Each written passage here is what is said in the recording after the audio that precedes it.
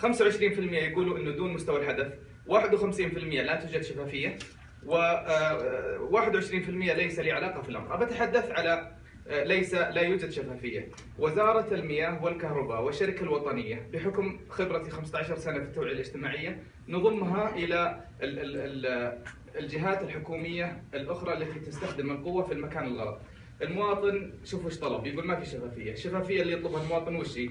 قبل ما تعطيه فاتوره مفاجاه بارتفاع، ما المانع انك صبرت 6 شهور وهيأتهم زي ما انت صبرت علينا 10 سنوات واعترفت مع فهد السنيدي انكم فشلتم في الترشيد. 6 شهور كفيله بان المواطن ينبسط، لانه في تويتر وانا كنت امين اني انقل لك تم ضم معالي وزير المياه لقائمه المسؤولين الاستفزازيين. بتصريحاتك انت قاعد تستفز الناس، انت صح بس خليني انت مثلا تنظر بالارقام صح وانها ممتازه وانه ما يعني انا لازم ارشد المياه بحكم المسؤول، لكن لو عندك احد يقول لك ما وقعها على هذا المواطن الرائع، مواطن طال عمرك شادت فيه القياده، مواطن يعرف الصادق من المارق، مواطن لا يستحق من الجهات الحكوميه وعلى مستوى الوزراء اللي يجلسون مع الملك في مجلس الوزراء كل هذه القسوه، حتى لو كان خطابك صحيح 100% الا ان السايد افكت له يقولوا انه مستفز. يعني طلعت لنا خطابات ايضا وزير يقول انه البطاله من عهد النبوه، والثاني يستفز الناس حتى في الربيع العربي يقول ان الراتب ما يكفي الحاجه اللي سواه مغرضين. بس عطني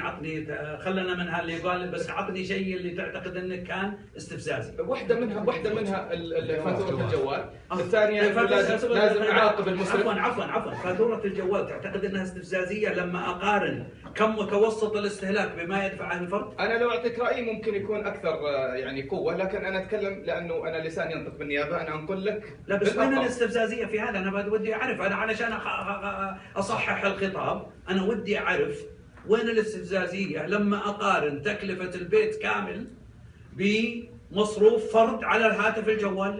ليه وين الاستفزازيه فيه؟